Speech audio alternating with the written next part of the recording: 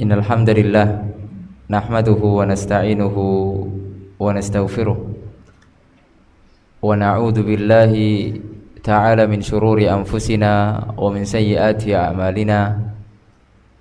Man yahdihillahu fala mudilla lahu wa man yudlil fala hadiya lahu. Asyhadu an la ilaha illallah wahdahu la syarika lahu wa asyhadu anna Muhammadan abduhu wa rasuluh. Qala Allahu tabaraka wa ta'ala ya ayyuhalladzina amanu taqullaha wa qulu qawlan sadida yuslih lakum a'malakum wa yaghfir lakum dhunubakum wa may yuti'illaha wa rasulahu faqad faza fawzan 'azima. Alhamdulillah, kita bersyukur kepada Allah Rabbuna tabaraka wa ta'ala.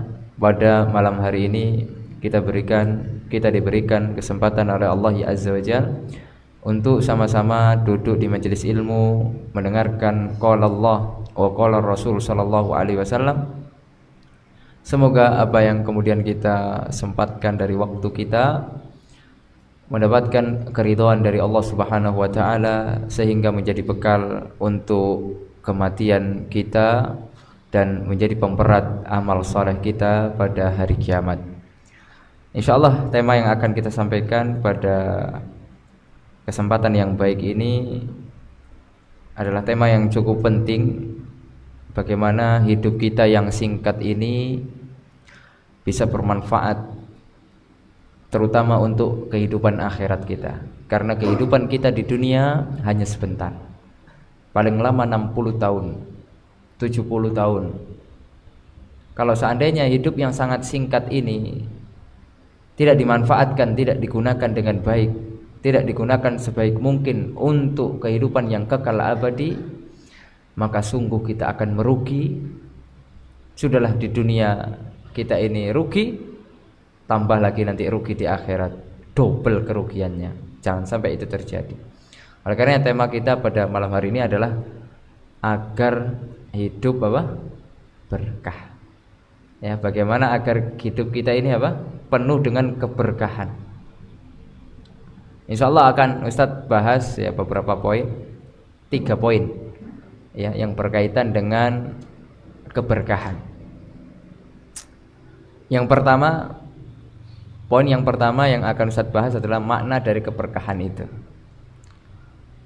Kemudian yang kedua, bagaimana para anbiya dan orang-orang soleh berdoa agar hidupnya diberkahi oleh Allah Subhanahu wa taala. Ya. Kemudian yang ketiga, bagaimana kiat agar hidup kita ini menjadi berkah. Jadi insya Allah 3 poin itu yang kemudian akan kita kaji pada kesempatan malam hari ini. Poin yang pertama, yaitu makna dari keberkahan. Para ulama mengatakan bahwasanya makna dari keberkahan itu adalah diambil dari kata al-birkah. Jadi barokah itu diambil dari kata al-birkah. Ya, al-birkah itu artinya kolam. Ya, kolam yang banyak air. Kemudian diambil juga dari kata al-buruk.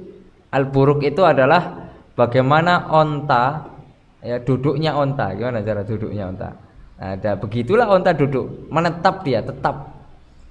Ya, makanya dari situlah diambil bahwasanya makna barokah itu adalah kasratul khairi wa subutuhu. Banyaknya kebaikan dan tetap terus menerus kokoh kebaikan itu. Ya, langgeng. Jadi kebaikan itu banyak dan terus menerus. Itu yang namanya berkah. Ya, itu secara makna.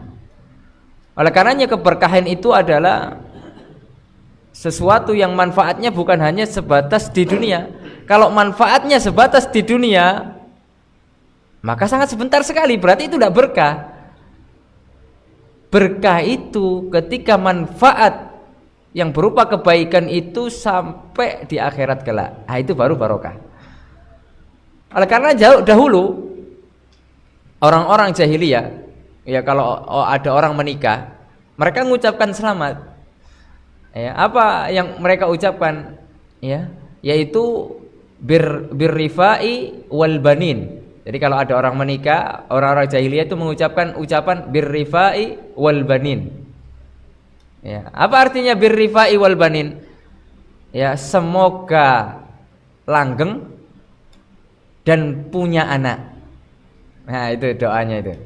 Ya, nah, itu doa orang-orang jahiliyah ketika melihat orang menikah, temannya menikah, didoakan semoga langgeng, semoga serasi, semoga cocok, dan semoga punya anak. Nah, hal itu ditentang oleh Rasulullah SAW. Diubahlah. Ya, karena itu tidak benar. Kenapa? Karena doa itu hanya sebatas duniawi. Ya, doa orang-orang jahiliyah itu hanya sebatas duniawi. Setelahnya apa? Setelah langgeng, setelah punya anak, terus ngapain? Makanya di dalam Islam doa pernikahan itu, ya apa? Ada yang hafal nggak? Ketika ada teman kita nikah, kita doanya apa? Mendoakan teman kita. Barakallahu laka wa baraka alaika wa jama'a bainakuma fi khair. Lihat. Barakallahu laka. Semoga Allah memberkahi kamu. Ya. Lihat, semoga Allah memberkahimu. Wa baraka alaika, semoga Allah melimpahkan keberkahan itu untukmu. Subhanallah. Ini lihat doa yang diajarkan oleh Nabi. Orientasinya adalah akhirat. Kalau sebatas langgeng, sebatas punya anak itu duniawi. Tapi lihat doa dari Rasulullah SAW, semoga Allah berkahi.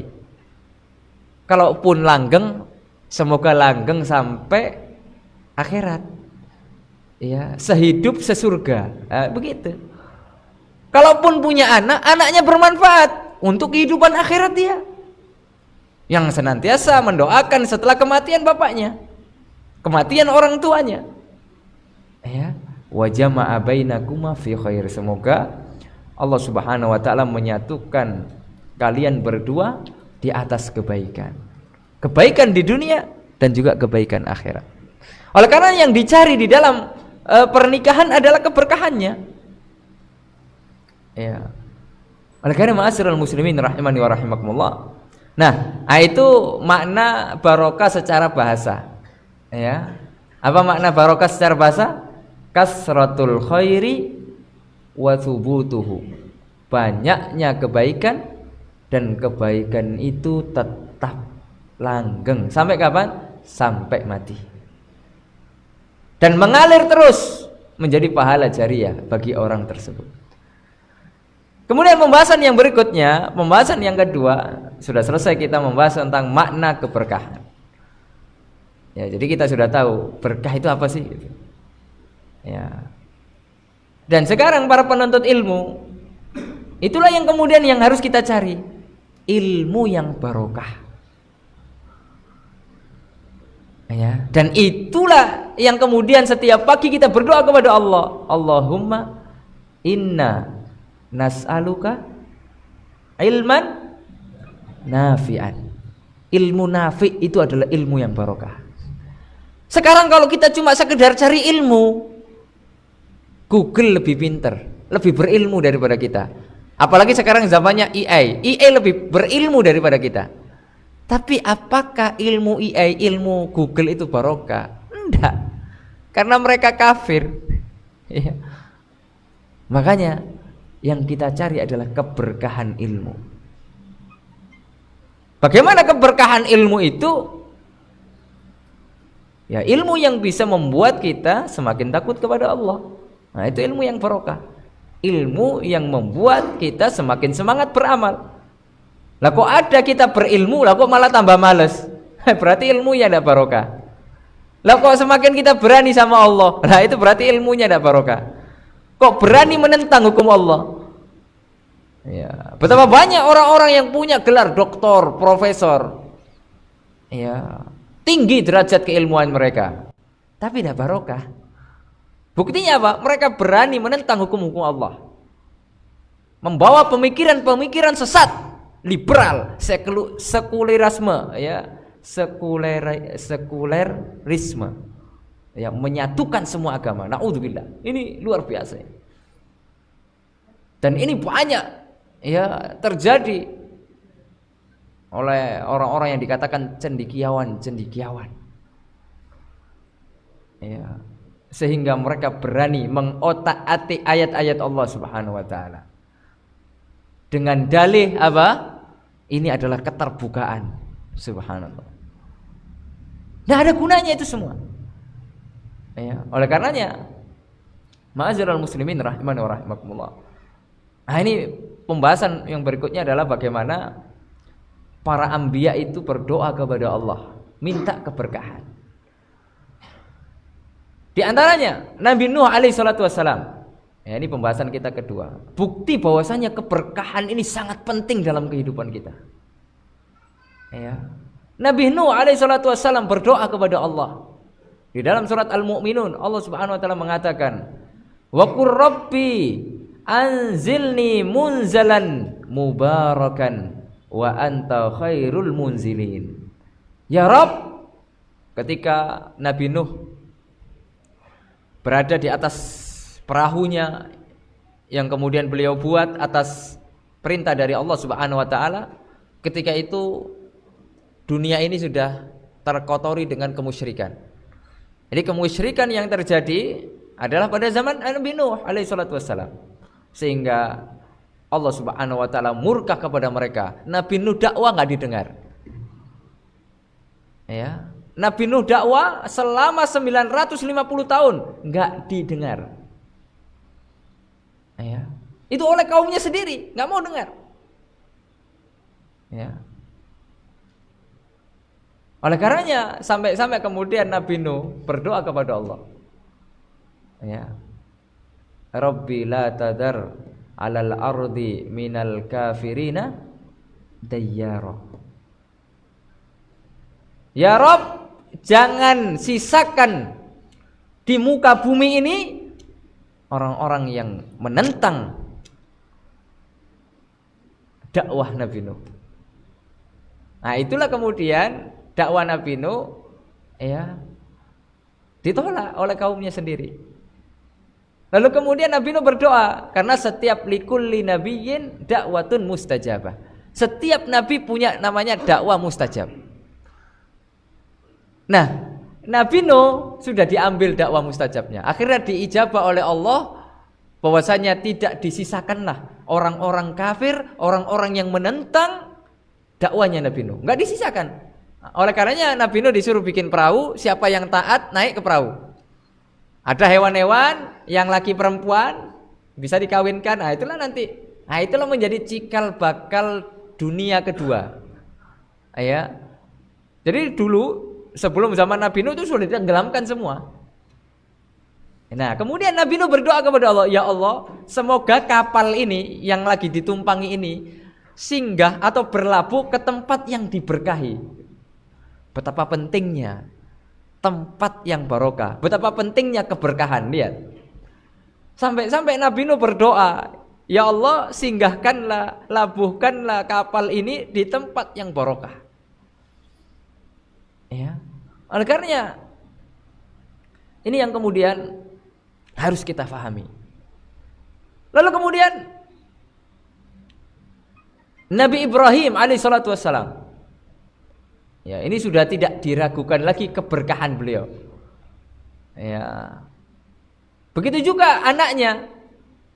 Siapa anaknya? Ishak. Ya, anaknya Ishak. Allah Subhanahu wa taala mengatakan wa basyarnahu bi ishaqa nabiyyan minas salihin, kata Allah Azza wajalla. Dan kami beri kabar gembira dengan kelahiran seorang putra yang bernama Ishak, dan dia adalah seorang nabi dan dia termasuk orang-orang yang soleh. Ya. Lalu kemudian kata Allah wa barakna alaihi, dan kami limpahkan, kata Allah, keberkahan kepada bapaknya yaitu Nabi Ibrahim. Wa ala Ishak, dan kemudian keberkahan juga kepada anaknya yaitu Nabiullah Ishak. Oleh karenanya di dalam sholat kita Di setiap kita membaca at-tahiyat itu, apa yang kita baca? Ya. Wa barik ala Muhammad wa ala ali Muhammad kama barakta ala Ibrahim wa ala ali Ibrahim innaka Hamidum Majid. Ya Allah, sebagaimana Engkau memberikan keberkahan kepada Nabiullah Ibrahim, sebagaimana Engkau memberikan keberkahan kepada keturunan Nabiullah Ibrahim. Lihat bagaimana kesolihan seorang ayah itu berdampak besar terhadap keberkahan bagi keturunannya. Jadi jangan berpikir kemudian ya udahlah kita tidak mau jadi orang soleh, kemudian kita berharap anak-anak kita jadi orang soleh. Ya. Bagaimana mungkin? Oleh karenanya pilar-pilar pendidikan itu sebenarnya orang tuanya dululah yang harus sadar, baru kemudian anaknya. Sekarang kita sebagai orang tua banyak nuntut ke anak, tapi orang tuanya nggak pernah memperbaiki diri. Nah, ini menjadi muskilah. Ya.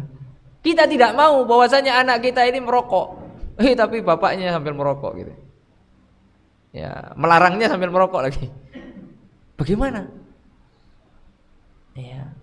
Oleh karena ma'asyiral muslimin rahimani wa rahimakumullah. Lalu kemudian doa Nabi Isa alaihi salatu wassalam. Ya, doa Nabi Isa alaihi salatu wassalam disebutkan di dalam Al-Qur'an. Allah mengatakan wa ja'alani mubarakan aina ma kuntu. Ya Allah, dimanapun aku berada, kata Nabiullah Isa, jadikanlah aku orang yang barokah dimanapun. Kan kita tidak tahu, walaupun kita orang sini belum tahu rezeki kita di mana. Bisa jadi kita di sana, di sini, di sini. Makanya kita berdoa dimanapun Allah memberikan aku tempat, disitulah pula aku harus jadi orang yang barokah. Dikatakan oleh para ulama tafsir, kenapa Nabi Isa ini disebut dengan keberkahan? Ya, karena Nabi Isa beliau itu suka ngajari orang. Dimanapun beliau berada, beliau itu suka ngajari orang. Enggak suka diem. Dia punya sedikit ilmu, ada orang ngajari deh. Apapun itu. Yang penting baik, ajari. Nah, itulah keberkahan itu. Ya, tapi terkadang kita sekarang pelit ilmu. Ya, padahal kita bisa ngajari anak Al-Fatihah itu. Misalnya ada anak-anak kaum muslimin, kita bisa baca surat Al-Fatihah. Tak mau kita ngajari. Tunggu masukkan TPQ dulu. Masukkan TPA dulu baru orang itu bisa baca Al-Fatihah. Kan tidak harus begitu. Ya. Apalagi kita ngajari apa? Baca misalnya. Apa susahnya kita ngajari anak itu baca? Apa yang bisa kita lakukan? Ya. Dan kita tidak tahu juga manfaat apa yang kemudian akan dibuat oleh anak tersebut yang kita ajari. Bisa jadi dia jadi orang besar. Ya, oleh karenanya Robiah itu tidak pernah terpikir dia bahwasanya dia punya cuma satu murid, tapi muridnya menjadi orang yang barokah sepanjang masa. Ya. Nah, itulah buah dari keberkahan itu. Dia mau ngajar, muridnya cuma satu. Nah, ini subhanallah. Nah, sekarang kita murid banyak. Ya. Tapi yang menjadi masalah berkah atau tidak gitu. Nah, ini murid satu tapi jadi luar biasa. Jadinya Imam Malik. Ya. Jadinya Imam Malik radhiyallahu taala anhu. Kita tahu kiprahnya bagaimana Imam Malik. Ya. Imam Jabal. Ya. Punya murid Imam Syafi'i. Ya, Imam Malik punya tulisan. Punya murid lagi Imam Syafi'i, subhanallah. Beliau imam Darul Hijrah. Ya, sekarang madhabnya dipelajari di Afrika sana. Madhab Maliki. Ya. Barokah, berkah.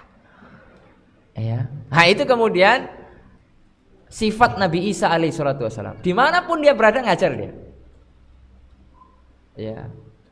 Makanya saya pernah mendengar Ya, ucapan dari Ustadz Mubarak Ba Mu'alim. Ya, memang sesuai dengan namanya, Mubarak. Betul-betul barokah orang ini. Ya, hafizahullah. Beliau pernah mengatakan, mending saya mati kalau saya enggak ngajar. Beliau pernah mengatakan, mending saya mati kalau saya enggak ngajar. Ya subhanallah. Makanya di usia yang sudah sepuh itu beliau tetap ngajar. 1 jam 2 jam tetap ngajar. Bayangkan. Padahal murid-muridnya sudah ngelarang, enggak usah ngajar Ustaz, antum sudah sepuh. Ya, udah fokus istirahat. Ya, pikirannya juga sudah ngelola banyak orang, ya, memikiri umat. Tapi beliau enggak mau. Ya, memang jiwa itu yang kemudian harus kita bangkitkan pada diri kita. Kita punya ilmu apa? Enggak harus kemudian ilmu kita tinggi dulu baru kita ngajari. Apa yang kita bisa? Ya, apa yang kita bisa? Ngajari ikra kita ajari.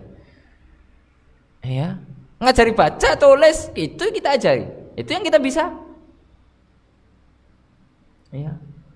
Oleh karenanya ma'asyiral muslimin rahimani wa rahimakumullah. Lalu kemudian, apa yang kemudian menjadi keistimewaan Nabi Isa alaihissalatu wassalam? Dikatakan beliau itu rajulun mubarak. Ya, orang yang barokah di dalam ayat ini, yaitu beliau suka membantu hajat orang lain. Terlebih orang tersebut sedang membutuhkan. Ya. Dan yang membantu ini kan macam-macam bentuknya. Ada orang yang membantu ya bukan dengan materi karena dia juga susah. Tapi dia membantu dengan doa. Atau dia membantu dengan relasi dia. Dia punya relasi, diarahkan orang itu ke sana. Atau dia membantu dengan ilmu-ilmu yang sudah atau pengalaman-pengalaman yang sudah dilalui. Nah, ini kan Masya Allah. Nah, jadi membantu hajat orang lain ini macam-macam. Oleh karena ma'asyiral muslimin rahimani wa rahimakumullah. Ya memang idealnya kalau bisa membantu sempurna ya bagus gitu. Cuma kan enggak setiap orang mampu demikian. Ya. Diselesaikan semua hajatnya. Ya. Tapi kan enggak semua orang demikian. Ya. Oleh karena ma'asyiral muslimin rahimani wa rahimakumullah. Nah, itulah yang kemudian Nabiullah Isa dikatakan beliau itu rajulun mubarak. Sebagaimana doanya waja'alani mubarakan ainama kuntu wa awsani bis salati waz zakati ma dumtu hayya. Oleh karena ma'asyiral muslimin rahimani wa rahimakumullah, kita beralih kepada salah seorang sahabat yang mulia radhiyallahu taala anhu, salah seorang cucu dari Nabi Muhammad sallallahu alaihi wasallam, Hasan bin Ali radhiyallahu taala anhuma. Beliau pernah diajarkan doa kunut oleh Rasulullah SAW. Ya. Dan ini sering kita baca, ya, terutama ketika sholat witir, ya, ketika di Ramadan. Ini doa ini sering kita baca, ya, karena kita kan nggak kunut subuh ya. Kalau yang kunut subuh tiap hari dia baca. Ya. Apa doa diantaranya? Allahumma hdina fiman hadait, wa afina fiman afait, wa tawallana fiman, wa barik lana fima a'tait. Lihat, ya Allah, berikanlah keberkahan atas apa-apa yang telah Engkau berikan kepadaku. Ini perlunya doa keberkahan itu. Sekelas Hasan bin Ali, cucu Nabi Muhammad SAW, tentunya yang namanya cucunya ini adalah ahlul baitnya Nabi Muhammad SAW, dijamin surga. Tapi masih minta doa keberkahan kepada Allah. Ya. Karena betapa pentingnya keberkahan dalam kehidupan kita itu. Ya. Oleh karenanya pada poin yang terakhir, apa sih kiat-kiat gitu agar hidup kita ini berkah, bagaimana gitu. Ya, kita pengen juga kayak para anbiya, ya tentunya dengan sesuai atau porsi masing-masing, sesuai dengan kemampuan masing-masing. Ya, minimal ya kita rangkumkanlah dari berbagai macam kalam para ulama, dari berbagai macam kitab-kitab, minimal agar kita hidup barokah itu ada 4 yang harus kita jaga. Ada 4 hal yang harus kita jaga. Ya. Yang pertama, ya, yang harus kita jaga adalah keikhlasan. Ini mutlak, tidak bisa diganggu-gugat masalah ikhlas ini. Kalau sudah ada campur tangan ketidakikhlasan, kacau balau, betul. Ya, betul-betul kacau. Ya, oleh karenanya ma'asyiral muslimin rahimani wa rahimakumullah. Terlebih ya kita ya yang berdakwah di jalan Allah Subhanahu wa taala, kalau hilang pilar ini udah berantakan. Oleh karena sekarang yang menjadi miris di dunia pendidikan ini adalah yaitu materialistik. Dan ini betul-betul saya bahas ketika saya nulis tesis itu. Dan ini betul-betul merusak pendidikan, yaitu money oriented, yaitu orientasi uang di dalam pendidikan agama ini. Sehingga apa? Tidak ada bedanya dengan sekolah umum. Bukan berarti kemudian kita tidak butuh uang juga. Tapi kemudian menjadi ambisi. Dan ini sudah terjadi. Ya. Dan ini sudah terjadi. Dan ini apa? Akibatnya apa? Ya jauh dari keberkahan. Yang paling nampak jauh dari keberkahan itu tidak ada asar adab, tidak ada asar ilmu dari apa yang sudah dipelajari. Tidak ada sama sekali. Ya. Ini kalau kita jauh dari konsep keikhlasan ini. Ya. Oleh karena ma'asyiral muslimin rahimani wa rahimakumullah. Bisa jadi ya, dengan keikhlasan ini ya walaupun mungkin ya kita bisa pelajari lah dulu ustaz-ustaz kita gitu ya. Seperti kemarin saya dapat cerita dari Buya Elvi Syam itu ketika ke Padang. Beliau dulu ketika mondok sama Buya Jufri di Al-Furqan itu pondok betul-betul kacau. Kalau kita lihat kacamata zaman sekarang ya, yang sudah manajemen rapi segala macam itu betul-betul pondok kacau. Iya, kalau kita lihat ya, kalau kata beliau begitu. Ya, karena apa? Kita tidak ada belajar. Kadang belajar tapi kadang kerja terus. Subhanallah. Kadang kerja. Tidak ada belajar. Dalam artian di kelas gitu, tidak ada. Tapi anak itu kita disuruh kerja, apalagi kalau udah banjir. Wah itu kerjanya apa? Bersihkan parit katanya. Tapi subhanallah, karena mungkin keikhlasan Buya itu. Iya. Ya akhirnya jadi orang semua, murid-muridnya itu. Tidaklah sekarang dakwah di Pekanbaru, di Sumatera secara umum itu ya dari situ lahirnya gitu. Iya. Nah itu salah satu contoh yang real ya, yang bisa kita lihat sekarang gitu. Ya, kita tidak kasih contoh para ulama salaf ya, tapi yang masih ada sekarang. Ya. Oleh karena ma'asyiral muslimin rahimani, memang keikhlasan itu. Ya, betul-betul luar biasa. Efeknya luar biasa. Dahsyat. Dan kadang efek dari keberkahan atau keikhlasan ini tidak masuk di akal, tidak masuk di akal. Tidak bisa kita nalar, tidak bisa. Ya, tidak bisa kadang. Oleh karena ma'asyiral muslimin rahimani wa rahimakumullah. Salah satu ya pondok pesantren di Jawa itu yang betul-betul ya saya lihat ya ketulusan, keikhlasan pendirinya itu betul-betul berkembang pesat. Ya. Di antaranya adalah Pondok Al-Furqan Gresik. Ya, pokoknya yang saya lihat namanya Al-Furqan itu memang luar biasa. Ada nama pondok-pondok Al-Furqan ini luar biasa. Ya, di Gresik itu. Ya. Subhanallah. Bagaimana kata beliau, Ustaz Aunur Rafiq Ufron syafahullah, ya karena beliau sedang sakit. Ya. Di usia yang sudah sepuh. Kalau cari uang, kata beliau, ya jangan di pondok ini, di Al-Furqan.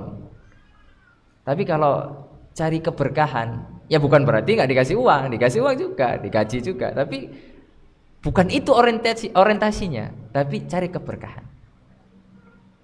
Ya, itu kalau kata beliau. Ya, berkembang besar. Ya, bahkan kemarin baru bangun masjid, ya 17 miliar. itu selesai dalam waktu mungkin 2 tahun atau 3 tahun. Itu tidak ada campur tangan dari luar negeri segala macam ya. Itu betul-betul urunan ya, alumni segala macam. Oleh karena ma'asyiral muslimin rahimani wa rahimakumullah. Nah itu di antara potret-potret keikhlasan. Ya ini yang kemudian harus kita tumbuhkan. Ya, oleh karenanya dulu ya kita ke ulama salaf sedikit ya. Imam Malik itu dulu diprotes ketika beliau menulis Muwatta itu. Ya, kenapa? Karena sudah banyak Muwatta, ngapain nulis Muwatta lagi gitu. Ya. Ngapain nulis Muwatta lagi? Karena Muwatta itu isinya itu hadis, asar, udah itu aja. Dan itu sudah banyak pada zaman Imam Malik. Tapi Imam Malik menjawab dengan perkataan yang harus ditulis dengan tinta emas itu. Beliau mengatakan maka narillahi yabqa. Ya, siapa yang melakukan sesuatu itu ikhlas karena Allah pasti kekal. Pasti awet.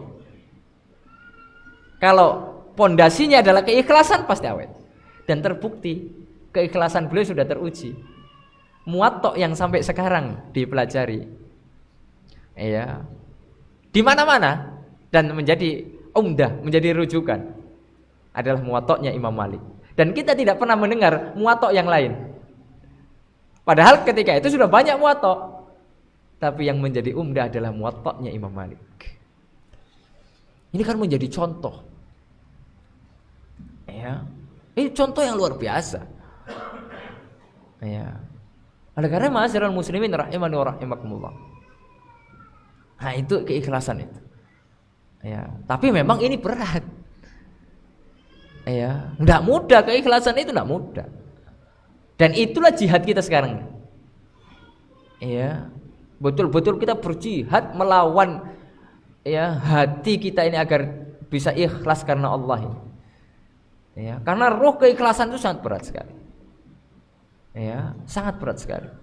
Makanya sama kalau santri-santri, para penuntut ilmu di dalam perjalanannya, di dalam rihlahnya, dia tidak mengikhlaskan niat, pasti kacau, pasti berantakan. Tapi kalau dia berjuang, berjihad, Allah tahu hati kita. Ya, kita betul-betul berusaha ikhlas karena Allah Subhanahu wa taala. Insya Allah jadi. Jadi orang yang barokah, jadi orang yang bermanfaat. Makanya kalau kita pengen jadi orang yang barokah, orang yang bermanfaat hidup kita ini, ayo kita tata hati kita. Jaga keikhlasan kita ini. Ya. Memang berat, tapi efeknya dahsyat. Tapi dampaknya keikhlasan ini dahsyat sekali. Ya. Oleh karena ma'asyiral muslimin rahimani wa rahimakumullah. Dulu ya Jamiah Islamiyah itu enggak seperti sekarang ya. Dulu itu dibangun ya oleh ulama-ulama yang mereka enggak punya gelar. Ya, enggak punya gelar. Syekh bin Baz apa gelarnya? Beliau enggak doktor. Beliau enggak doktor loh. Ya. Tapi subhanallah. Ya itulah keikhlasan laki-laki. Beliau enggak doktor tapi bisa melahirkan para dakatir yang banyak sekali. Bahkan sampai di Indonesia, alhamdulillah mereka juga bermanfaat di Indonesia. Nah itulah, ini contoh ya keikhlasan. Ya. Oleh karena ma'asyiral muslimin, akhirnya sampai sekarang langgeng, lanjut terus. Ya. Oleh karena ma'asyiral muslimin rahimahullah. Nah ini contoh-contoh yang saya sebutkan ini real di depan mata kita gitu. Ya. Yang kemudian ya bisa kita hayati, bisa kemudian kita renungi, kita pikirkan betul. Sehingga kita bisa sadar gitu betapa pentingnya ruh keikhlasan. Kita juga sama-sama belajar. Ya, dan tidak boleh kita mengklaim saya sudah ikhlas, tidak boleh. Ya. Nggak ada jaminan juga. Sekelas Imam Ahmad saja yang karyanya sudah tidak diragukan lagi dan beliau imam, dijuluki Imam Ahlussunnah. Beliau itu Imam Ahlussunnah. Ya, ketika zaman fitnah orang itu sudah nunggu pengen tulis, pengen catat perkataan beliau itu. Bahwasanya Al-Qur'an makhluk tuh. Ya. Itu betul-betul orang-orang pada zaman Imam Ahmad menunggu-nunggu tuh. Ya. Imam Ahmad ini apa yang akan beliau katakan? Kalau seandainya beliau mengatakan pengen main aman, beliau katakan Al-Quran makhluk, aman beliau. Tapi apa yang kemudian akan dikatakan? Masa iya Imam Ahmad, sekelas Imam Ahmad akan mengatakan demikian? Dan itu tidak akan pernah terjadi. Imam Ahmad bertahan, mengatakan Al-Quran kalamullah ghairu makhluk. Al-Quran adalah kalamullah dan bukan makhluk. Akhirnya apa? Dipenjara, disiksa, dilarang mengajar. Ya, betul-betul dilarang mengajar, nggak boleh. Oleh karenanya suatu ketika ya Baqi bin Makhlad itu datang jauh-jauh dari Andalus pengen belajar, ternyata Imam Ahmad tidak boleh ngajar. Lihat, sekelas ahli ilmu, sekelas Imam Ahmad tidak boleh ngajar, ya sudah, tidak boleh ngajar ya nggak ngajar. Lihat itu, ya.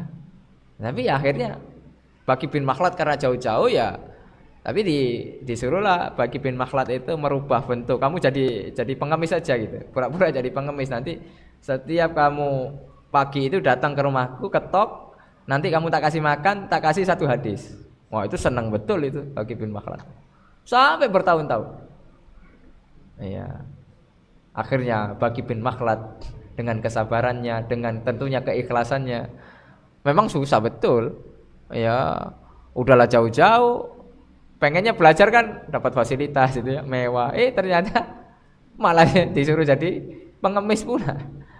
Tapi itulah keberkahan itu. Iya. Itu pula cara dia mendapatkan ilmu. Akhirnya pulanglah ke negerinya Andalus, jadi orang besar dia di Andalus. Baqi bin Makhlad rahimahullah. Apa dikatakan Imam Ahmad? Sekelas Imam Ahmad yang dengan segudang karya dan kitabnya terus dipelajari sampai sekarang. Jadi usul sunnah itu menjadi umdah akidah Ahlussunnah. Kitabnya beliau itu Usul Sunnah lil Imam Ahmad. Ya.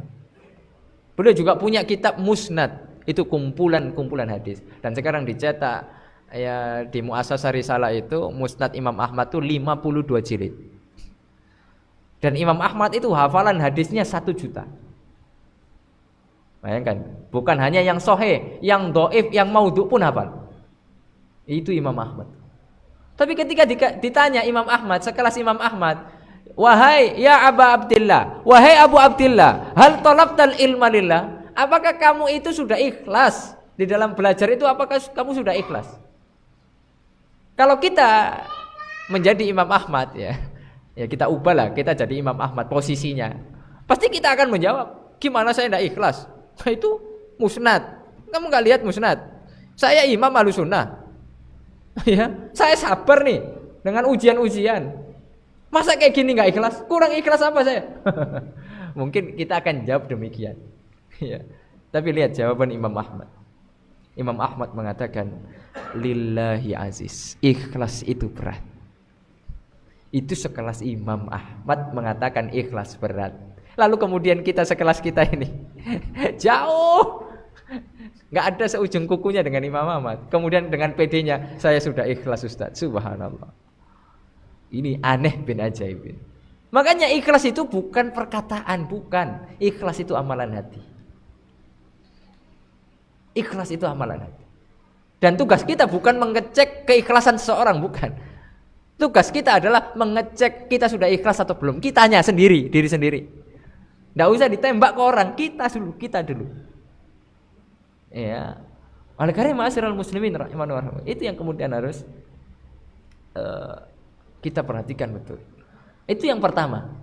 Kemudian diantara juga kiat agar kita menjadi ya orang-orang yang berkah di dalam kehidupan kita ini adalah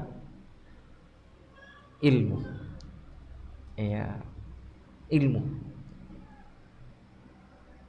Kenapa ilmu ini sangat penting sekali? Karena tidak bisa.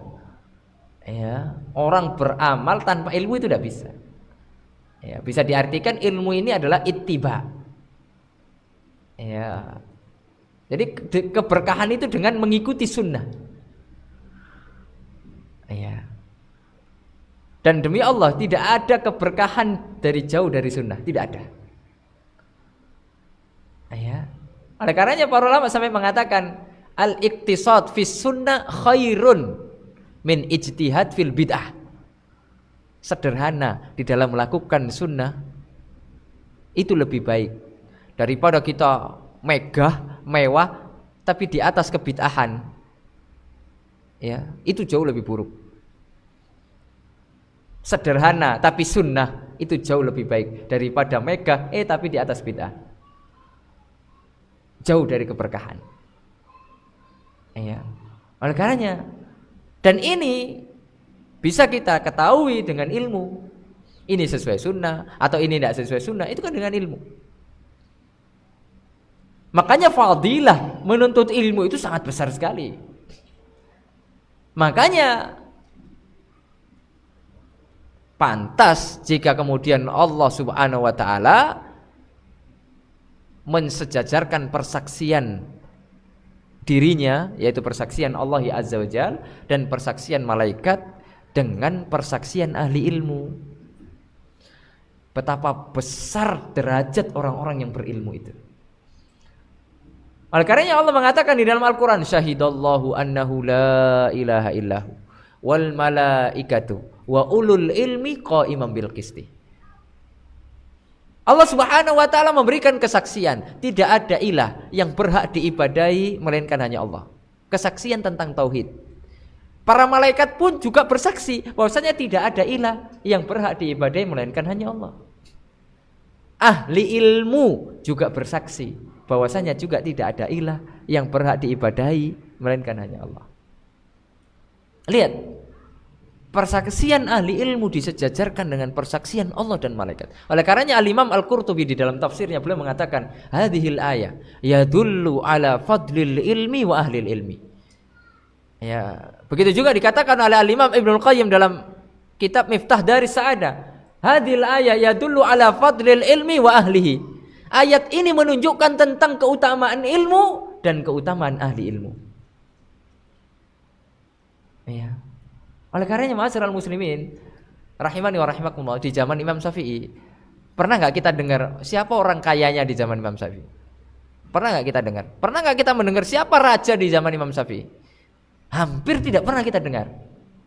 Justru yang kita dengar adalah Al-Imam Syafi'i. Kenapa kok Imam Syafi'i Allah angkat namanya? Apakah dengan kekuasaan? Apakah dengan harta yang melimpah? Tidak. Allah angkat Imam Syafi'i karena ilmunya. Sampai sekarang disebut-sebut Imam Syafi'i. Bahkan sekarang sudah dipakai nama sekolah lagi. Yayasan, sekolah tinggi, semuanya pakai nama Imam Syafi'i. Saking barokahnya hadzal rajul. Saking berkahnya Imam Syafi'i ini.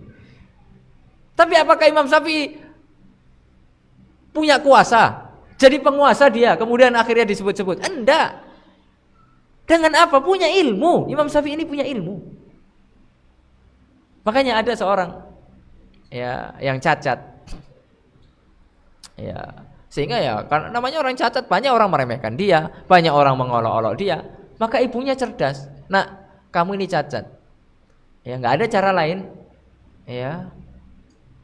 Kamu pasti diolok-olok orang. Ya, dan itu sudah terjadi, kamu diolok-olok. Maka belajarlah nak ilmu agama. Ya. Belajarlah ilmu agama. Engkau akan dimuliakan oleh Allah Subhanahu wa taala. Ya benar. Dia akhirnya belajar ilmu agama. Akhirnya apa? Walaupun dia cacat, orang datang kepada dia. Bukan karena dia datang untuk apa-apa, bukan, karena dia berilmu. Makanya kalau kita ingin jadi rajulun mubarak, kita harus punya ilmu. Makanya semangat belajar. Jangan berhenti belajar itu. Jangan berhenti. Ya. Oleh karena ma'asyiral muslimin rahimani wa rahimakumullah. Kalau jenjang itu ada masanya. Jenjang belajar itu ada selesainya itu. Tapi kalau menuntut ilmu enggak ada. Yang namanya selesai enggak ada. Kalau jenjang ya jelas, ya TK 2 tahun, SD 6 tahun. Nah, itu jenjang sulam taklimi namanya. Ya itu jenjang nasional belajar. Ya SMP 3 tahun, SMA 3 tahun, sarjana 4 tahun, S2 2 tahun, S3 3 tahun. Nah, selesai, lulus doktor. Ya. Itu namanya jenjang pendidikan. Ya. Tapi kalau menuntut ilmu enggak ada yang namanya selesai, enggak ada. Lanjut terus. Ya. Yang ya ini sangat menakjubkan ya. Yang saya ambil faedah yang besar ketika awal-awal saya di kota Madinah. Itu saya duduk di halakonya Syekh Abdul Muhsin Al-Abbad. Alhamdulillah saya tidak pernah pindah dari sejak awal sampai beliau pensiun. Itu sudah khatam Sahih Bukhari, khatam Muwatta, khatam beberapa kitab. Yang di soft pertama itu profesor semua. Di soft pertamanya Syekh Abdul Muhsin Al-Abbad itu profesor semua. Dan Syekh Abdul Muhsin nggak doktor, beliau cuma S2. Ya, bayangkan itu. Kenapa kok ada orang yang hanya S2 yang duduk di depannya, bahkan yang membaca kitab itu Syekh Abdurrahman Rusaidan. Itu dokter besar itu. Ya, itu dikenal dengan dosen yang killer. Ya, beliau punya semboyan itu. Ya, beliau dosen kami di hadis, tapi alhamdulillah saya tidak pernah diajar. Kenapa? Ya, karena saya menghindar. Beliau tuh punya semboyan gini, uhibbusitin. Saya itu suka menilai murid itu 60 aja. Pintar nggak pintar pokoknya harus 60 nilainya. Bayangkan tuh. Saking dibuat sulit agar orang, beliau tuh enggak senang ketika lihat muridnya mumtaz, itu enggak senang. Tapi memang pelajarannya susah betul. Ya, harus betul-betul ngafal dia. Beliau tuh kadang tidur, beliau ya kalau qadarullah kena diabetes kayaknya.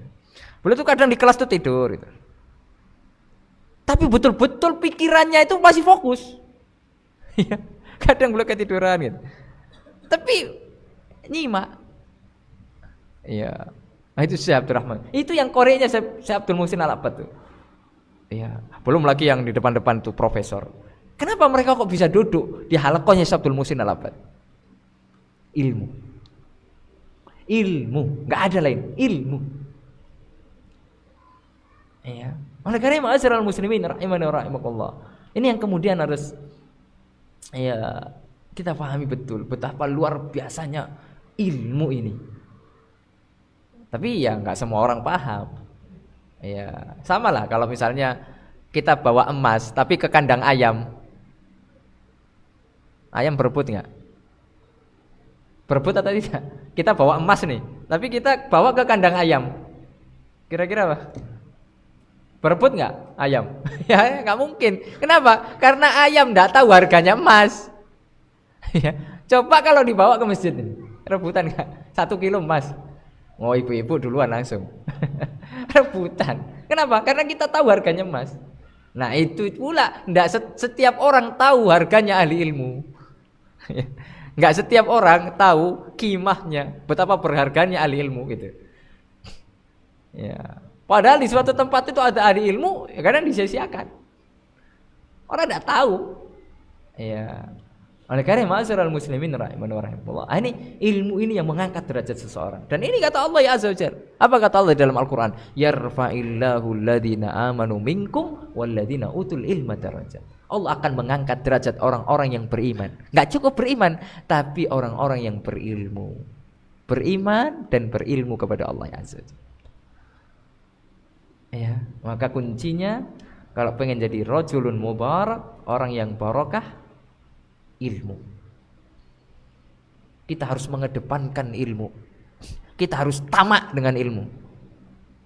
Cuma masalahnya kita tidak tamak dengan ilmu. Tamaknya kita dengan duit, dengan harta. Itu menjadi masalah.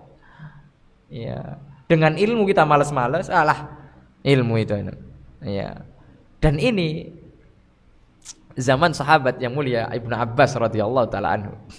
Ya, Ibnu Abbas ini kan cerdas luar biasa. Ya.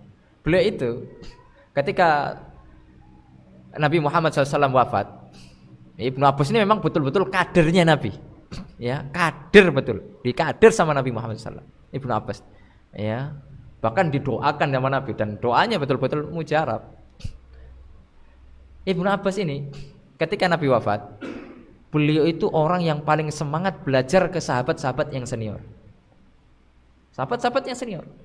Kemudian diajaklah orang-orang Ansor, sebagian orang-orang Ansor, ayo belajar. Ya, maka orang-orang Ansor mengatakan, ngapain? Masih banyak. Kalau bahasa kita masih banyak ustaz-ustaz senior, ngapain sekarang kita belajar? Emang orang-orang akan datang kepadamu kalau kamu belajar? Enggak juga, masih banyak ustaz-ustaz yang senior yang ceramah yang terkenal banyak. Ibnu Abbas dah pernah dengar itu. Akhirnya ya udahlah, silakan kalau kamu nggak mau belajar ya sudah, saya tetap belajar. Akhirnya beliau tetap belajar ke sahabat-sahabat senior. Walaupun sudah ada, dan Ibnu Abbas nggak pengen bahwasanya ya nanti orang biar datang ke saya, enggak juga. Memang betul-betul belajar, tahu harganya ilmu, bahwasanya ilmu itu mahal. Kalau ahli ilmu sudah meninggal, itu kan sudah nggak ada lagi berarti, gitu loh. Hilang ilmunya bersama orangnya. Akhirnya belajarlah Ibnu Abbas, masya Allah, dengan sabarnya, bahkan sampai mendatangi rumah sahabat yang lain. Ya, saking punya adab. Jadi bukan hanya cuma belajar, tapi betul-betul punya adab mendatangi ilmu. Ya, mendatangi ahli ilmu. Waktu itu yang didatangi yang merasa segan. Ya ibnu ammi Rasulillah, wahai anak paman Rasulullah SAW, kalau seandainya kamu bilang aja, kalau kamu mau menemuiku, saya yang datang kepadamu. Kamu itu ahlul bait. Saya harus menghormati kamu. Enggak begitu konsepnya. Saya yang butuh. Yang namanya ilmu itu didatangi. Saya butuh. Saya datang. Loh, luar biasa itu. Ibnu Abbas itu. Akhirnya apa yang terjadi? Akhirnya sahabat-sahabat senior meninggal dunia satu persatu. Meninggal dunia. Nah, ini adalah cerdasnya Ibnu Abbas. Akhirnya siapa yang naik? Akhirnya siapa yang kemudian menjadi orang yang menjadi rujukan? Ibnu Abbas. Sampai-sampai kemudian sahabat yang tadi tidak mau belajar, Ibnu Abbas itu adalah orang yang cerdas daripada kami-kami. Kenapa? Karena Ibnu Abbas pikirannya 30 tahun ke depan, 50 tahun ke depan. Kalau kita pikirannya 1 tahun, 2 tahun. Ya. Nah, itulah bedanya kita itu berilmu dan tidak berilmu itu. Pikiran kita jangkauannya panjang. Kadang nggak bisa ketebak. Ya. Baru ketebak ya 10 tahun lagi, 20 tahun lagi baru nampak itu. Ya, oleh karena ma'asyiral muslimin rahiman wa rahimakumullah. Nah, ini tentang masalah ilmu ya. Baik, kemudian yang ketiga, ya, setelah kita berilmu, di antara yang membuat seseorang itu bisa barokah adalah ilmu itu diamalkan. Tidak ada lain. Ya, ketika dia punya ilmu tapi tidak ada amalnya, itu juga sia-sia. Ya. Itu juga sia-sia ilmunya. Oleh karena yang Al-Khatib Al-Baghdadi punya kitab Iqtida'ul Ilmi Al-Amal. Konsekuensi ilmu itu ya amal. Dan amalan yang paling membuat seorang itu bisa barokah adalah birrul walidain, berbakti kepada orang tua. Subhanallah. Di kota Madinah itu ada namanya Syekh Uter. Syekh Uter itu orang paling kaya di kota Madinah. Sedekahnya setiap bulan itu miliaran. Kita mahasiswa UIM itu setiap hari Senin awal bulan Hijriah itu dikasih per orang 150 real setiap ba'da subuh. Ya, itu kita berangkat dari UIM, ya naik kadang ya di situ sudah banyak itu kendaraan-kendaraan yang mengangkut ke sana itu ke tempat beliau.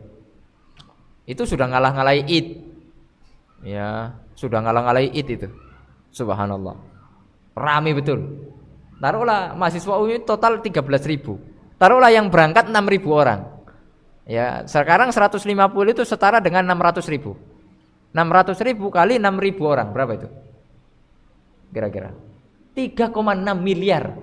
Itu yang kasat mata. Dan beliau bagikan sendiri. Beliau jenggotnya sudah merah. Ya, Syekh Uter namanya. Ya, kunyahnya sama saya, Abu Yusuf. Makanya saya agak bangga sedikit.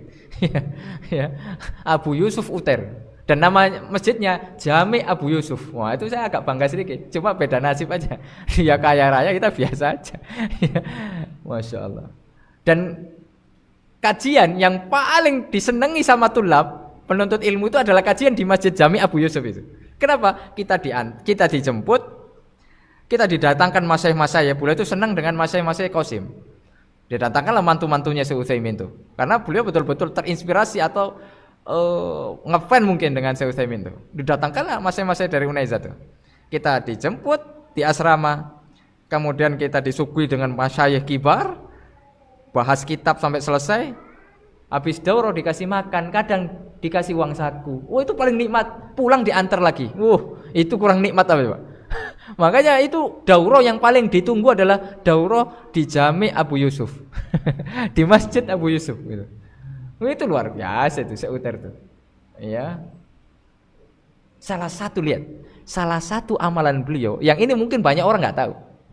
Beliau selalu Itu beliau tuh orang kaya. Hotel Sofa Tower itu punya beliau. Sebelahnya Tower Zamzam, itu punya beliau.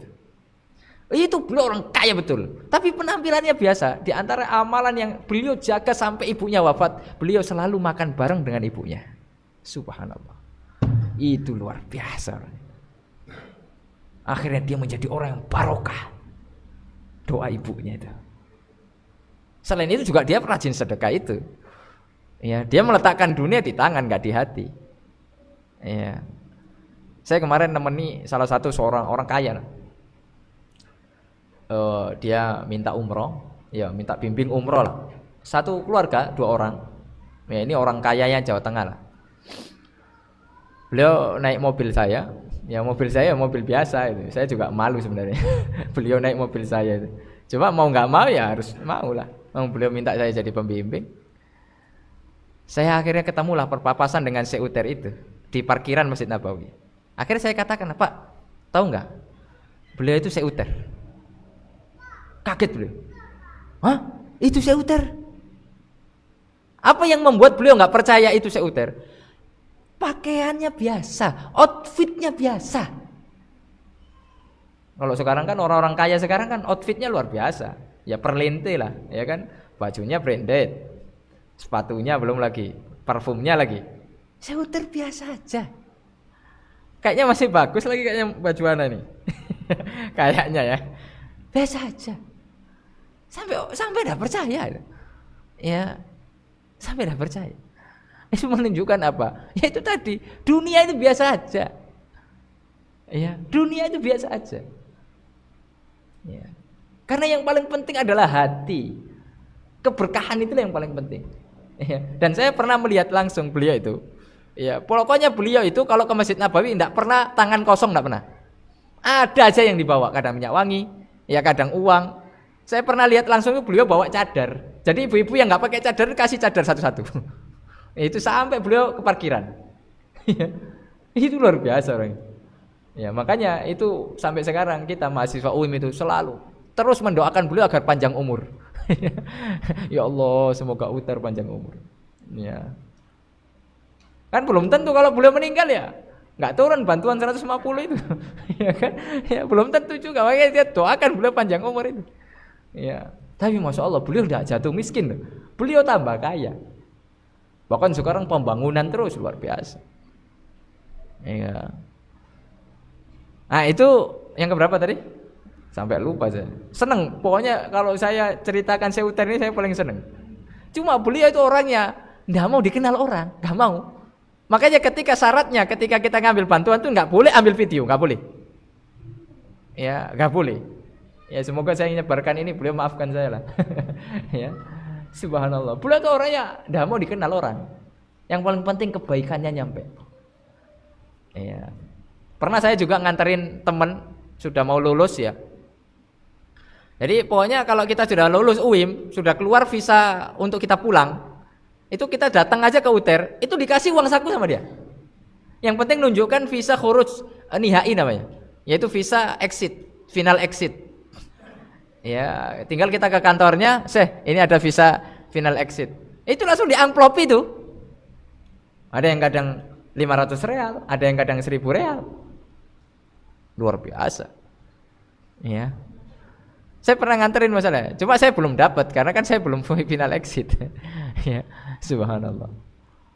Oleh karena ma'asyiral muslimin rahimahullah. Lihat bagaimana amal soleh itu membuat seorang itu berkah di dalam kehidupan. Orangnya masih hidup. Saya nggak contohkan yang zaman-zaman dulu ya. Ini yang kita lihat masih hidup orangnya sampai sekarang.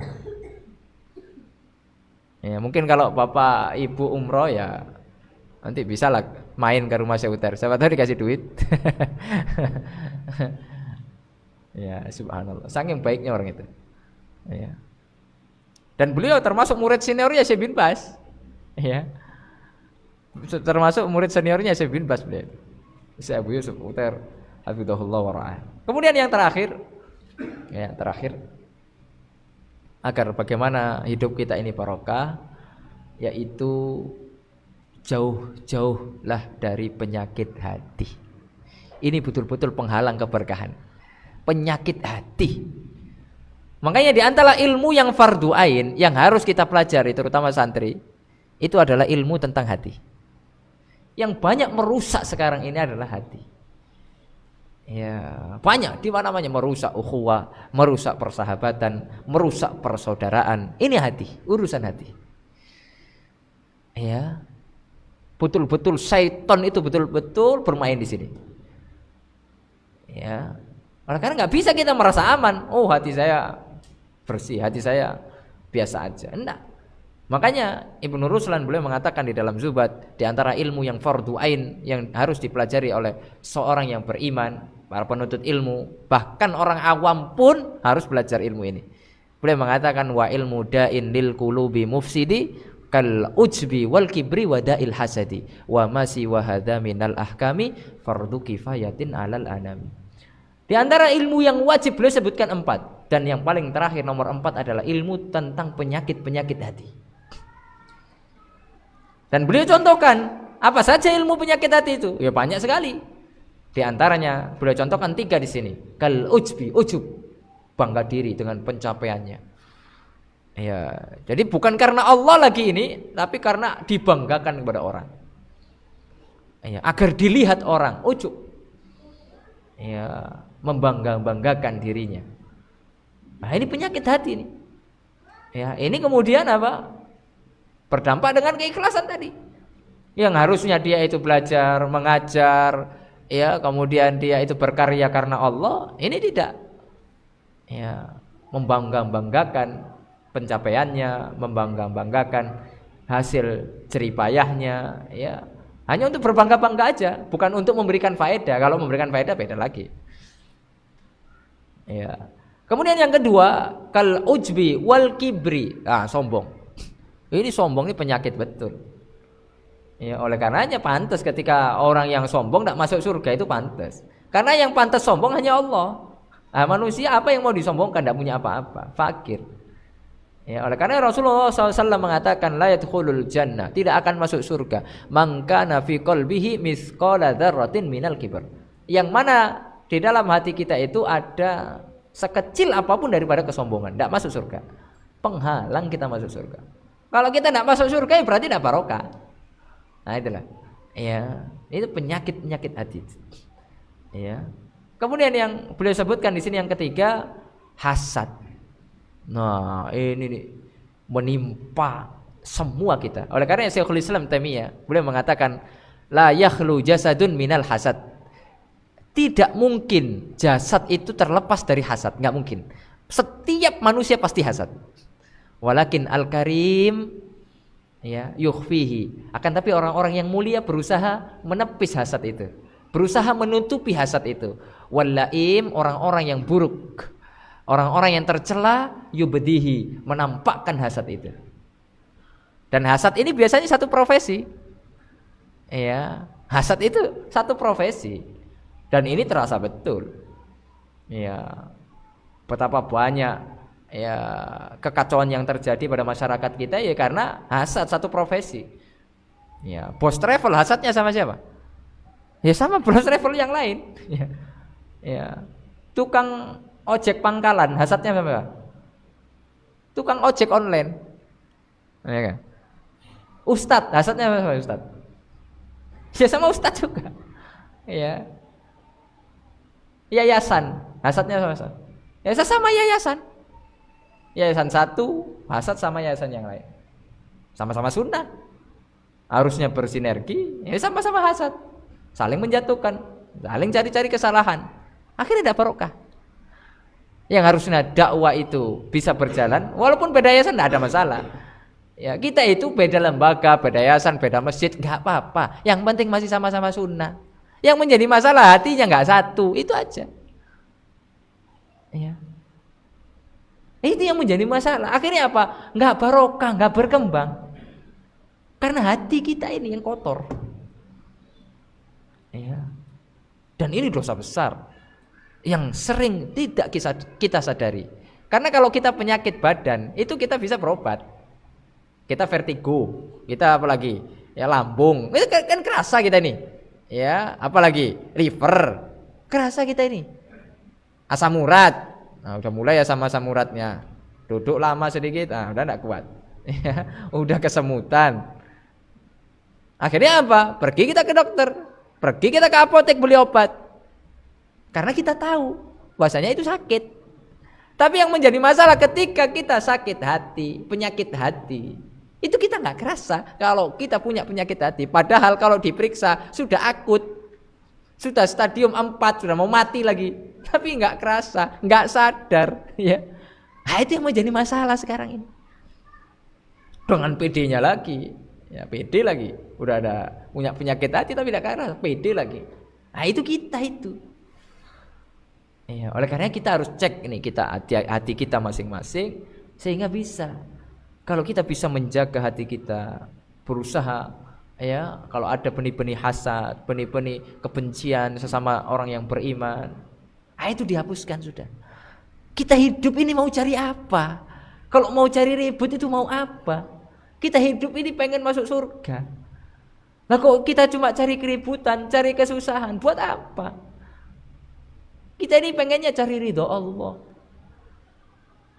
Ya. Oleh karena ma'asyiral muslimin rahimanu, 4 hal inilah yang saya amati ya betul-betul berpengaruh kepada keberkahan kita di dalam kehidupan ini.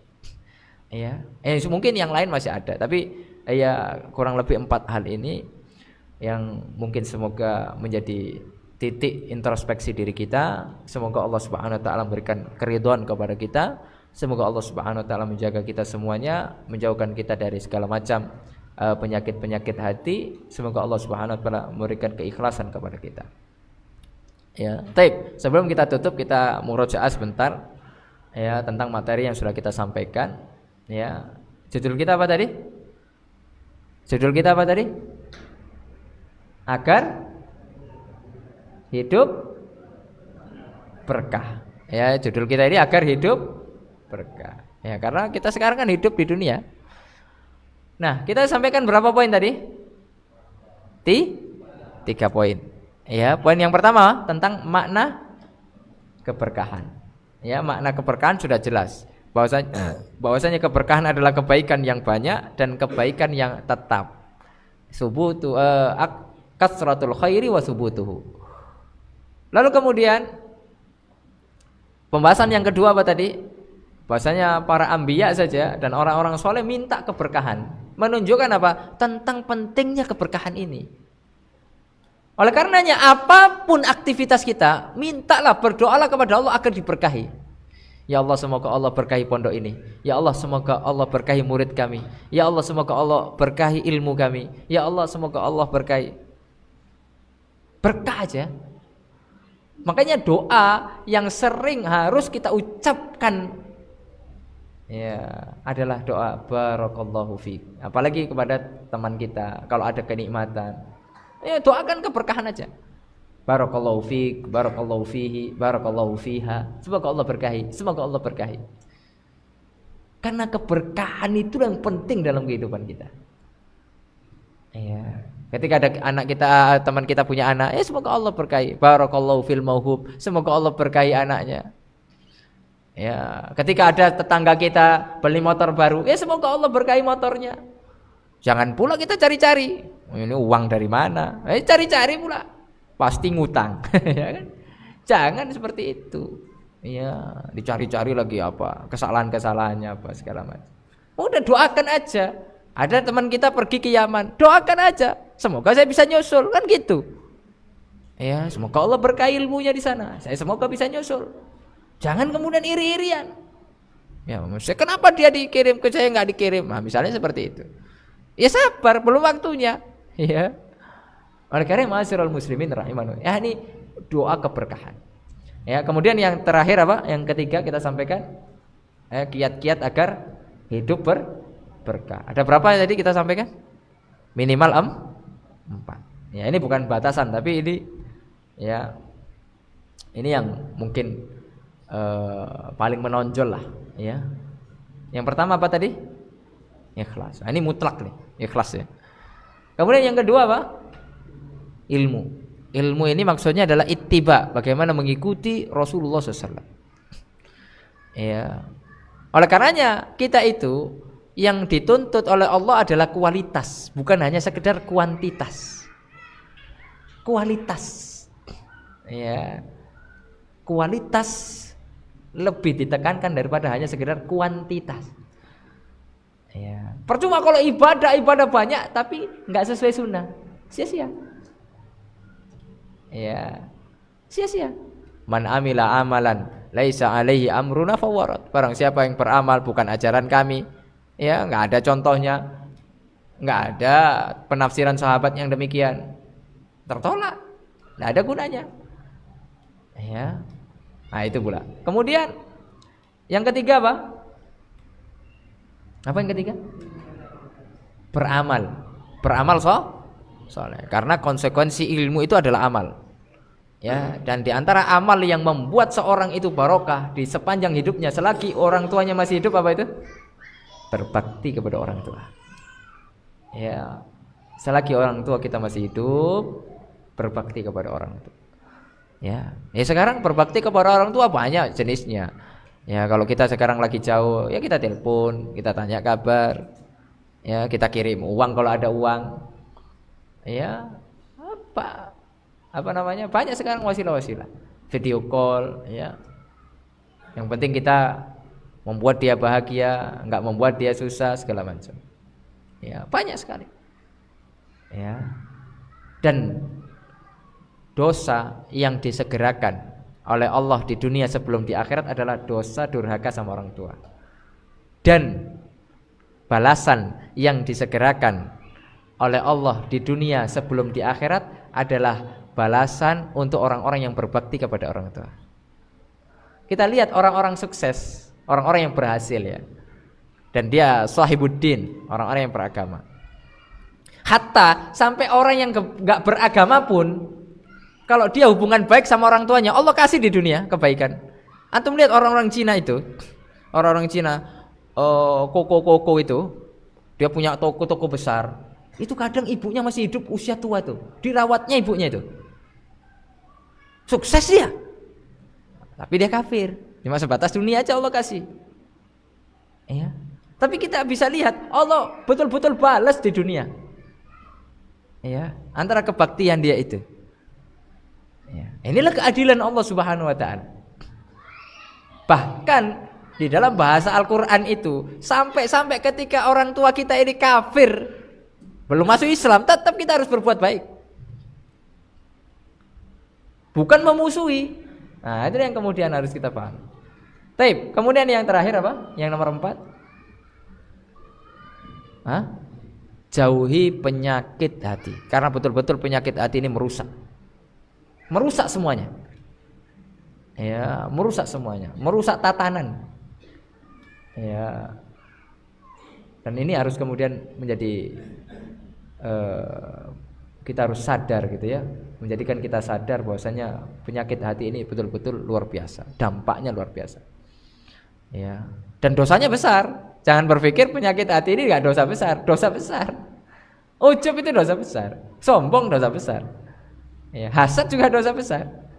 Ya, oleh karena ma'asyiral muslimin rahimani wa rahimakumullah, mungkin itu yang bisa disampaikan. Semoga yang sedikit ini bisa sedikit menambah semangat kita, ya, sedikit untuk introspeksi, bahan renungan bagi kita agar kita mau berubah, sadar untuk bisa menjadi insan yang lebih baik lagi daripada sebelumnya. Ya, barakallahu fikum. Ya, kurang lebihnya mohon maaf. Jazakumullahu khairan. Ya. Baik.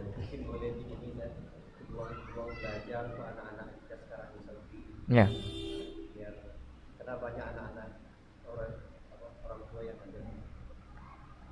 Baik, anak beliau Ustadz Firdaus meminta bagaimana peluang-peluang ya untuk anak-anak kita melanjutkan kuliah ke Arab Saudi ya.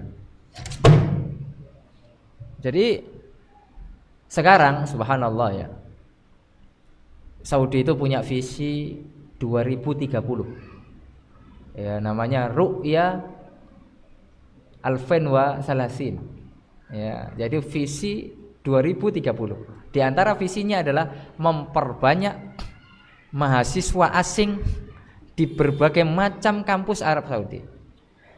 Dulu ya mungkin saya juga masih ngalami. Itu kita tahunya kalau ke Saudi ya ke Madinah, ke Ummul Qura atau ke Jamiatul Imam, Riyadh. Udah tahunya hanya 3 itu. Tapi subhanallah sekarang Arab Saudi itu betul-betul terbuka. Sekarang yang membuka beasiswa itu ada 25 kampus. Yang dulu enggak dibuka. Ya, dan alhamdulillah dari 25 kampus itu 21 kampus sudah terisi orang Indonesia. Sehingga apa? Enak. Misalnya anak-anak kita mau sekolah di mana? Enggak harus di Madinah. Ya, misalnya sekolah di Jami'ah mana gitu. Sudah ada orang Indonesia di sana. Ya, seperti kemarin alumni Al-Islah itu diterima di Jauf namanya, Jami'ah Jauf. Jami'ah Jauf itu Saudi bagian utara sana. Ya, itu perbatasan dengan Irak, mau ke Irak sana. Ya, jadi dia lebih dekat ke Irak lagi daripada ke Mekah. Lari pagi dia Irak dah. Ya, tapi Saudi gitu loh. Makanya sekarang pemerintah Arab Saudi itu bikin satu portal ya namanya Udrus fi Saudiyah atau Studi in Saudi. Ya, atau belajar di Arab Saudi. Jadi bukan belajar di Madinah, bukan belajar di Mekah, tapi belajar di Arab Saudi. Jadi yang lebih menonjolkan ada yang penting Saudi. Kalau kita sudah dapat belajar di Saudi itu, banyak keutamaan sudah kita bisa dapat secara otomatis. Walaupun kita bukan tujuannya dunia, bukan, tapi secara otomatis mau tidak mau kita dapat. Mukafa'ah dapat, haji di usia muda dapat, umroh bisa berkali-kali. Itu dapat semua. Karena apa? Jaraknya dekat dan biayanya murah. Walaupun kuliah di Jauf, yang jauh itu ada di Najran, Arab Saudi Selatan sana, bahkan lebih dekat lagi ke Yaman. Itu orang-orang itu kalau udah iktikaf, itu iktikafnya di Masjidil Haram. Orang-orang Indonesia itu yang kuliahnya jauh-jauh itu. Karena libur mereka. Tinggal naik bis, paling berapa jam? Paling lama 1 hari. Ya, paling enggak 12 jam lah. Ya, nyampe dia ke Masjidil Haram. Ya, nah ini peluang-peluang sehingga, dan ini yang sekarang kita sosialisasikan ya. Jadi kita pecah fokus orang tua itu, kita doktrin orang tua itu jangan fokus hanya di Madinah, jangan fokus hanya di Mekah, jangan. Karena Arab Saudi ini luas. Ya. Dan kemarin baru tembus lagi. Ya, di Jami'ah namanya Jami'ah Al-Hudud Asy-Syimaliyah namanya. Itu alumni Al-Irsyad baru diterima 10 orang di sana. Jami'ah Al-Hudud Asy-Syimaliyah itu perbatasan langsung dengan Irak. Dengan Irak itu perbatasan langsung.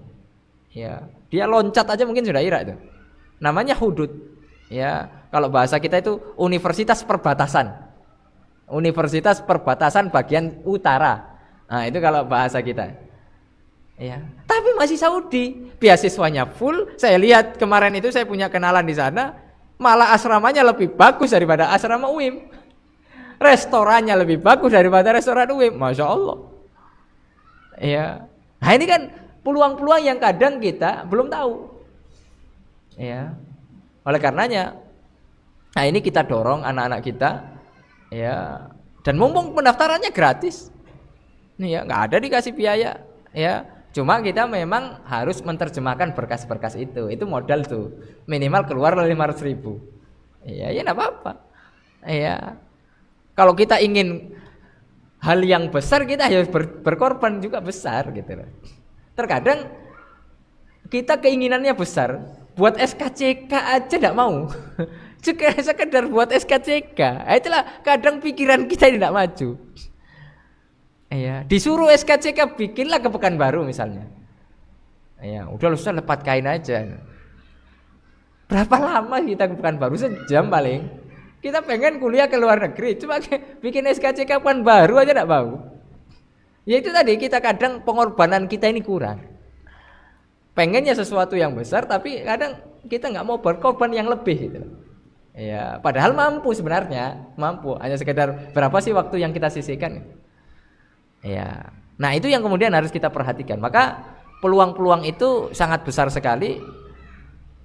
Maka hal yang menjadi daya utama proses penilaian itu ya, adalah nilai.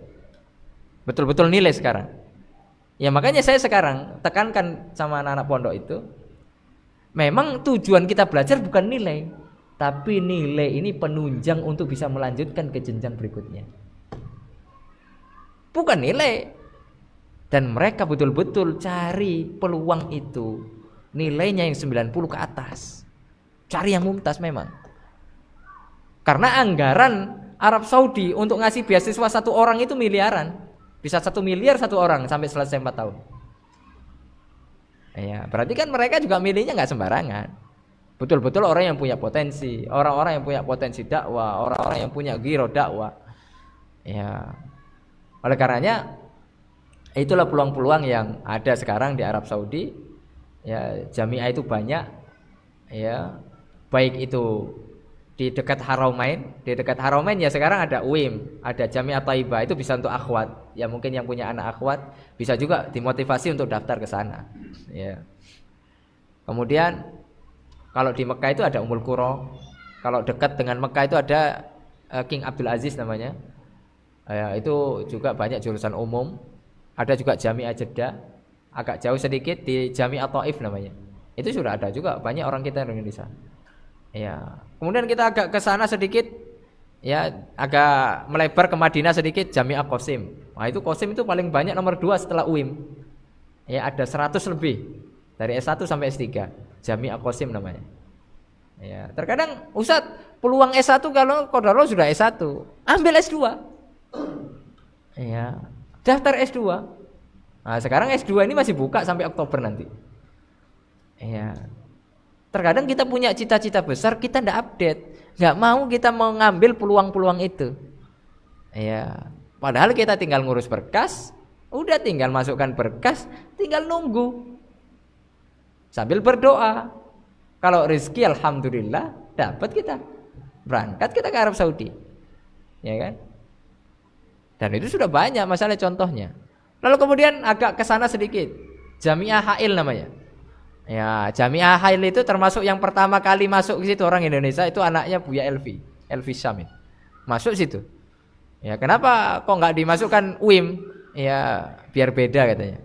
Kenapa? Karena dia lahirnya di Hail, dia harus kuliah di Hail. Karena dulu Buya Elvi lama dia di Hail, jadi dai Jaliyat itu. Ya, itu angkatan pertamanya orang Indonesia itu. Ya, Abdullah namanya. Kemarin saya ketemu di Padang. Nah, itu 4 jam dari kota Madinah. Qasim itu juga 4 jam dari kota Madinah. Ya, nggak jauh. Ya, 4 jam itu dengan jalan yang, jangan berpikir jalan yang ada di Riau ini, enggak. Jalan di sana itu 4 jam mulus. Jalannya enak betul. Ya, memang mantap jalannya. Kita 140 enggak kerasa. Ya, enggak kerasa 140 itu. Ya. Ya, cuma ya siap-siap ditilang. Saya pernah di kota Madinah itu saya kena tilang, sudah pernah saya. Iya. Karena nggak sadar kalau kenceng itu. Nah, kemudian agak ke sana lagi, bagian selatan, Arab Saudi bagian selatan tuh ada 3 kampus besar itu. Ya, dekat Yaman sana. Ada Najron, ada namanya Jazan. Ah, Jazan inilah yang tempatnya marga Madkhali itu. Jazan itu tempatnya tuh. Ya, CZ Al-Madkhali, Serobi Al-Madkhali. Ya, itu Jazan itu aslinya tuh. Ya, Somitoh namanya daerahnya. Jazan itu Saudi Selatan. Ya, ada lagi Abha. Abha ini tidak ada musim panasnya, dingin terus karena dia di atas gunung. Ya. Nah, ini 3. Ini ada semua orang Indonesia, banyak juga. Gitu loh. Ya, ada lagi bagian perbatasan utara, perbatasan Yordan sana. Ini satu-satunya kampus Saudi yang keluar salju. Ya, namanya Universitas Tabuk namanya. Ya, jadi tidak ada kampus Saudi yang keluar salju. Ah, ini Tabuk ini keluar dia. Ya, ini perbatasan dengan Yordan. Ya, ini bagian utara dia. Ada juga orang Indonesia di sana. Nah, di Riyadh itu banyak. Di Riyadh itu banyak, ada King Saud. Ada Jamiatul Imam. Ini sudah terkenal. King Saud ini yang topnya, jurusan umum dia. Banyak juga orang Indonesia. Ada lagi Satom namanya, Perincis Satom, banyak juga orang Indonesia sini. Ada lagi khusus akhwat tuh, Nauro namanya, Jamiah Nauro tuh. Nah, itu namanya akhwat tuh. Ada lagi Majma'ah namanya, itu gurun pasir. Saya pernah lewat sana. Ya, itu memang payah. Kalau kita lagi beli ke pasar, kalau ada yang ketinggalan, payah baliknya. Karena di tengah gurun. Ya, malas lagi kita balik lagi itu. Ya, makanya betul-betul kalau belanja sekalian gitu ya. Nah, ada lagi ya, ada majma'ah. Kemudian ada lagi sakro namanya. Wah, banyak sih. Ada 25 lah kampus itu. Ya. Nah, itu kemudian kita sampaikan ke anak kita. Ya, peluang-peluang itu besar. Ya. Ya, besar. Peluangnya untuk akhwat besar. Ya, kemarin yang baru berangkat ke Thaibah itu banyak akhwat. Ya, kemarin itu 50 orang yang diterima. Ya, dari akhwat kayaknya ada lebih dari 10 lah, hampir 10 orang. Ya, itu kemarin dari Al-Furqan Gresik itu 3 orang keterima. Ada dari beberapa kampus. Nah, termasuk dari Al-Islah itu kemarin keterima 2 ke Nauro tuh. Ya, kemarin Ustaz Keken bilang, Nauro 2. Akhwat banyak. Sekarang soalnya syarat mahram sudah dihapus. Nggak harus dia punya suami dulu. Ya. Ya, bisa jadi nanti dapat jodoh di sana. Ya, kayak di Thaibah itu nggak bertahan lama itu. Ya, santriwati itu, mahasiswi itu setahun sudah ada yang lamar dia. Ya, akhirnya kuliah bareng dia. Yang lamar anak UIM. Ya, dia dapat mukafaah, kita dapat mukafaah. Dia dapat asrama, kita dapat asrama. Ya, setiap hari Kamis janjian kita pulang, ya kan? Ya, nyewa penginapan. Itu pula cerita-cerita teman-teman di sana itu. Nah, jadi memang peluangnya besar. Ya, ikhwan akhwat besar. Ya. Jadi yang menjadi pertanyaan, kita mau nggak daftar atau tidak gitu. Ada peluang yang umum misalkan. Iya, jurusan agama, jurusan umum ada juga gitu. Jadi nggak harus jurusan agama. Ya, apalagi di King Abdul Aziz itu ya. King Abdul Aziz memang orientasinya umum. Ya, bukan orientasi agama. Ya, di sana ada yang ngambil teknik, ada yang ngambil apa gitu ya. Nah, itu macam-macam. Bahkan ada yang ngambil kemarin itu ilmu perikanan. Jadi di Arab Saudi King Abdul Aziz S3-nya ilmu apa? Perikanan.